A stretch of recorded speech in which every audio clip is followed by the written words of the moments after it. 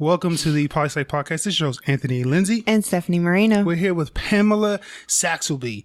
All right, so Stephanie. Yes. Questions. You had some Stephanie for us. Hello, Pamela. Hi, Stephanie, and you guys, it's Pam, not Pamela. That's just the official name on all of the legal records. Oh, okay, perfect. All right, so Pam it is. How did you get your start as a writer, and how have you utilized your background in education? Well, I think the background in education is what led me to it. I always wanted to figure out how to write something. I taught a number of different school venues. I started out in junior high and then went to preschool much later in my career after I had children. And I taught preschool for about a little over 25 years, and I loved children's books.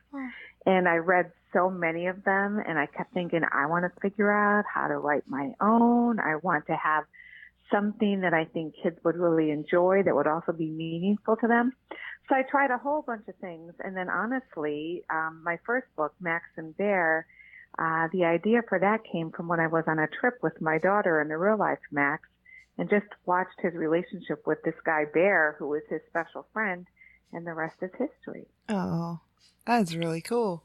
So, combination of life and work experience. Yeah, life and work. I mean, life in terms of trying to find the right thing to write about. Mm-hmm. Work in terms of just really enjoying children's books and having read so many of them and taking children's literature classes and really understanding that they really offer a lot for young children and wanting to see how I could make my mark on doing that as well. So did the literature classes, did they really help? Because I know a lot of universities offer like deep, intensive study inside of literature, including children's literature. But I always thought that maybe as an artist, like you already have it coming in and then you're just trying to polish it while you're in school. So would you say that the classes helped you? Very much so, because to be honest, I've always loved books. It's always been something that I enjoy. But when you study it, and when I would always go to continuing ed classes about literature when I was teaching each year, and learned so much. And what I think that was really helpful for was understanding what really made a good children's book and why and how they appeal to kids. So why are children's books so important in your opinion? We recently learned that older people benefit from having children's books read to them, kind of like it sparks nostalgia as well as some cognitive functions and stuff for them, as exercises. Why are children's books important for children? Well, I think children's books are important for children because they tell them all about life. They give them lessons from the beginning about just how to be a person. They give them lessons about what it's like to be a brother or a sister. They teach them about families. They teach them about how to deal with friends. They teach them about, somebody starting school, the different transitions in their lives and the big events that occur. And they do it in a way that I think is fun and appealing to kids. I think a good children's book author understands that your audience is twofold. It's the children you're writing for as well as the adults that are reading to them. Mm-hmm. So that's what I really think. And I think it also can really work with helping kids develop empathy as they learn about different situations in life. And then I also really think it helps a lot with the one-on-one experience of reading with someone, reading with a trusted adult. And I also do, and also if you just think about it, when you read to kids, you're telling them that those symbols that they keep talking about as they get older and they're learning really create meaning for them in their lives as they understand how letters and words and sentences come together. I heard this phrase that there's no difference between a man who cannot read and a man who doesn't read. So, I mean, I just imagine if you transpose that to children, like, and you're not reading to your child, it's like, well, you might as well not be able to read in the household. And how far back are you setting your child from the child in a household who reads, 8-9 books a day, which I don't think is even that outrageous. That's such a good point. Having been in education for so many years, you really understand that one of the most valuable things you can do for your children is read to them. We have 3 children ourselves who are now grown-ups and have children of their own, 2 out of the 3. And I started reading to our oldest daughter when she was 3 months old. She would sit on my lap, and at that point in time, we would have these chewable, basically kind of paper cloth books, because half of it was also the sensory experience of her touching it, putting it in her mouth. I don't think she had a huge idea at all about what the words meant, but she understood the experience, and she understood from that point on. We just read continually. And I did that with all three of our kids. And honestly, when they were in high school, I had our oldest daughter, Ann, who's also the illustrator for my second book. I remember her literary teacher when she was a freshman in high school saying Ann is such an able reader, as well as cognitively able to really decipher the language, understand the meaning, and see the connections. And she said to me, "Did you start reading to her from an early age?" And I said, "Yes, I did." And, I think anybody that's in the field of education or child development understands that ability to be able to just get kids with books creates such a better sort of a situation for them in terms of their learning as well as their brain development.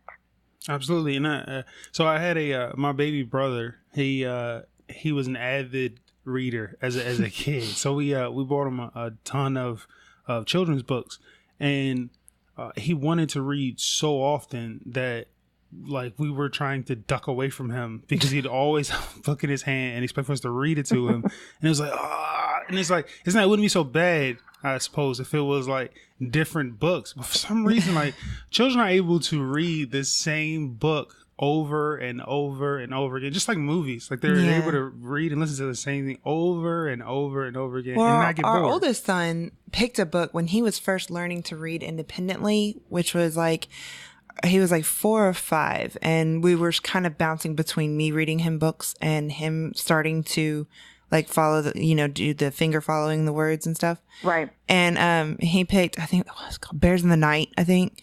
And he loved that book. He got to where he could read it, and I think more so at 4 years old, he had memorized the words. But it was like you were saying, as far as the importance of like the sensory, getting used to turning the pages and feeling what a book is like and looking through it. But, they see the importance of the printed word, and they really start to understand that those symbols create meaning. And that's the crux of all learning, right? That however, if it's math symbols, if it's symbols for, scientific experiments, if it's just, the alphabet, which really gives them the basis to decipher everything they need to in life. Yeah, definitely. So what sets Josie the Great and Max and Bear apart from other children's books that you've seen? Well, I think what sets them apart, first of all, is that they're personal to me, but more so they tell stories that I think all kids can relate to. Max and Bear is a story about a special friend finding that lovey that almost all children have. When I read to large groups of children and you ask them, do you have a bear or do you have whatever? I think that sense of their special friend and the quality of the relationship and the trust that develops for kids and just respecting that that's so important to children sets that apart, because it gets them thinking about, it's personalized to them as well. And then Josie the Great is a story that anybody that has a sibling can relate to. And what I told my point of view for that story was the 20-month-old real life Max, trying to figure out what's going on in his life, because as adults, we use a lot of language. We think we're very clear, but kids don't really get what's happening when you're that age, when mom and dad are having a baby and they're very excited about it, but children don't know what's going on. Mm-hmm. So for me, what I wanted to do with Josie the Great was tell the story from a child's view, like trying to figure out who is this Josie the Great, and, what does it mean to move, and where are we moving, and what's that like, and is a doorman really a man made out of doors, and what is going on in my life? And all kids have that experience during different transitions, and which one of the biggest ones is if they're welcoming a new baby into their family. And I just think it's so important to respect children from where they're coming from. So I wanted to acknowledge that in Josie the Great. So you collaborated on your new book, Josie the Great, with your daughter. You said she was the illustrator? Yes, she was the illustrator. She went to NYU for the study of fine art when she came out to New York at the end of the 90s. From that, then she hadn't really used her drawing per se for many years. She has used her art to craft into cheese. She has a cheese shop in Manhattan at the Chelsea Market called Saxelby Cheesemongers.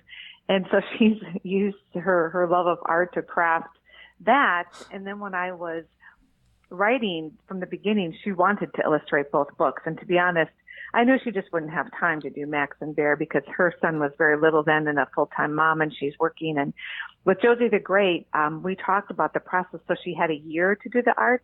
And I love the art because it's so whimsical and true and real. And I have a third book coming out probably by the end of 2018 or early 2019, and she will illustrate that one as well. What was it like collaborating on a children's book? Did you find it difficult to relay the kind of the tone and the vibe that you wanted to get with the art to match your story? I don't think so, because to be honest, Max and Josie are both her children. And so understanding their characters and who they are and how they work was very easy, I think, for her. And plus, we worked, when you write something, I don't think people understand that when you write something as what looks to be as simple as a children's book, like I have 500 revisions of that 1.5 pages that's typed that becomes 36 pages of a children's book. So I had collaborated with asking my whole family and little focus groups to tell me what they thought. So she was intimately involved in the writing process as well, which I think gave her very clear vision into what the art should be like. Oh yeah, I could see that. We actually spoke with another children's book author, and she was actually helping us kind of try and understand the complexity of writing a children's book, like with the language and what it takes to get a book to like be interesting to the child, but also to be like captivating for the adult to read to the child. So like getting right in that appropriate reading level and making it interesting but still like relevant and concise, I can imagine would be difficult. Well, it's really interesting because when I first started writing, I didn't really, I'd seen all these books, right? And some of my favorite books by other authors my favorite book is Bark George. It's by a gentleman named Jules Pfeiffer. And the brilliance of a really good children's book is economy of words. Some of them need more words to tell the story, but it should be 600 words, or less.